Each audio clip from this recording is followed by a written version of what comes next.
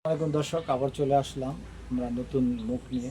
আপনারা সবসময় জানেন আমরা বিভিন্ন জায়গায় বিভিন্ন সময় বিভিন্ন লোকের ভিডিও করে থাকি। তো আজকে এমন একজন আপুর সাথে আমাদের সাথে সাক্ষাৎ।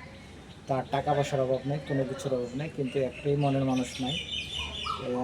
তার কথা হলো কি, আমার বাবার অনেক কিছু আছে কিন্তু আমার মনের একটা যে লোভ সেটা নাই। তো আজকে আমরা আসছি তার সাথে কথা বলার জন্য। মনে করেন তার এলাকা থেকে আসছি, তার এটা নিজের এলাকা, সে এলাকায় তিনি থাকেন। তার পাশে দেখতেছেন এটা ঘর, তার ঘর। মনে করেন সে এই বাড়ি তার নিজস্ব বাড়ি।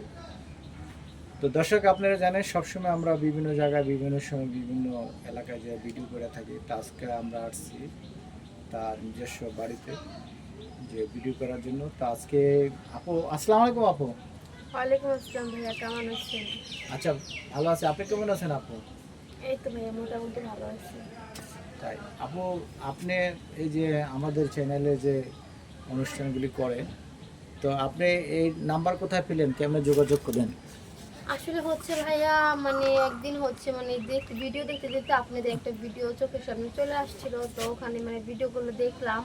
তো অনেক দিনই দেখছিলাম, দেখার পর দেখলাম যে না, অনেক ভালো লাগছে। তারপরে দেখলাম যে স্ক্রিনে নাম্বার দেওয়া আছে, আর এই জায়গায় আপনাদের এই জায়গায় এসে অনেক মেয়ে তাদের হচ্ছে একটা সংসার পাইছে, অনেক গরিব দুঃখী মেয়েরা হচ্ছে তাদের জীবন লাইফের পার্টনার পাইছে। তো সেগুলো দেখে হচ্ছে আমি আর কি আপনাদের সাথে যোগাযোগ করে হচ্ছে আসা। তো আপনি কি ধরনের জীবন সঙ্গিনী চান, কি আসে বিষয়? কারণ অনেক মেয়েদেরকে দেখছি যে তাদের টাকা পয়সার জন্য, যৌতুকের জন্য তারা হচ্ছে বিয়ে করতে পারতেছে না, কিন্তু আমার সেরকম কোনো প্রবলেম নেই। কিন্তু প্রবলেম আছে না, কিন্তু তারপর আবার আছে। কারণ হচ্ছে আমার টাকা পয়সার কোনো অভাব নেই। এই যে দেখতেছেন এই বাড়িটা কিন্তু আমারই। তারপরে হচ্ছে ঢাকায় আরেকটা বাড়ি আছে, গাড়ি, টাকা পয়সা কোনো কিছুর অভাব নেই। কিন্তু হচ্ছে আমার বাবা মার আমি একমাত্র মেয়ে, আর আমার কোনো ভাই বোন নেই।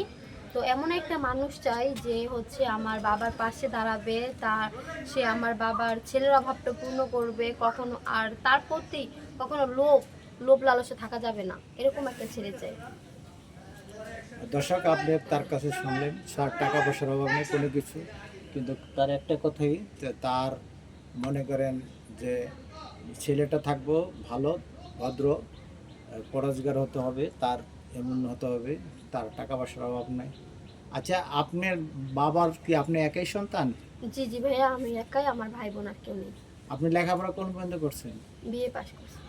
ও, দর্শক, উনি বিএ পাশ করে তার বাবার সাথে ব্যবসার সাথে সাথে পাশাপাশি তো লেখাপড়া করতেছে। তার বাবার ব্যবসা সেটা সে করতে চাইতেছে, কিন্তু অ্যাকচুয়ালি কি ভাইয়া, একটা মেয়ে মানুষের দ্বারা সব কাজ সম্ভব না।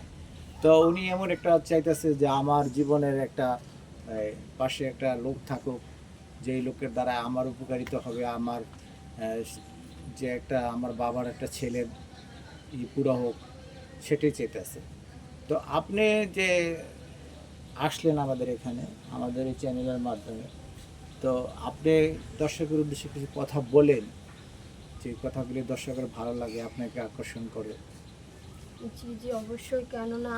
কারণ হচ্ছে মানুষের সবারই যে কোনো একদিক থেকে সে দুর্বল থাকে। তো আমারও একটা দুর্বল পয়েন্ট আছে, সেটা হচ্ছে আমি টাকা পয়সা ধন সম্পত্তি কোনো দিক দিয়ে কোনোদিন অভাব করিনি। কিন্তু একটা মানুষের যখন মনের মানুষ বা জীবন সঙ্গিনী তার পাশে না থাকে, তখন তার আরও যদি টাকা পয়সা থাকে তারপরে সুখ শান্তি নাই। আর যদি মানে মনের মানুষটা পাশে থাকে, তাহলে মনে করেন বট গাছ যেরকম ছায়া দেয়, সেরকম একটা ছায়া দেয়। হয়তো রাস্তাঘাটে হাঁটলে এখন মনে করেন নানান জনে নানান কথা বলে, নানানভাবে টিটকারি মারে যে এত বড় হয়েছে, বাবার নাকি টাকা পয়সার অভাব নাই, কিন্তু তারপর বাবা বিয়ে দিতে পারতেছে না মেয়েকে, একটা জামাই কিনা নিলেও তো পারে, মানে নানান জনে নানানভাবে অনেক অপমান করে বাবা। আমার বাবা যখন রাস্তা দিয়ে হাঁটে, তাকেও মাঝে মাঝে খুব অপমানিত হতে হয় আমার জন্য। দর্শক, আপনারা শুনলেন আপুর কথা। তো আমরা আশা করি আপুকে যদি ভালো লাগে, তো আমাদের স্ক্রিনে নাম্বার দেওয়া থাকে, সেই নাম্বার হিসাবে আপনারা যোগাযোগ করবেন।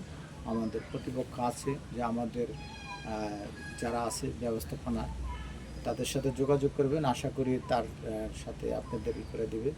তো আমরা আজকে এখানে বিদায় নিব, আবার অন্য কোথায় অন্য কোনো দিন আসবো। আসসালামু আলাইকুম।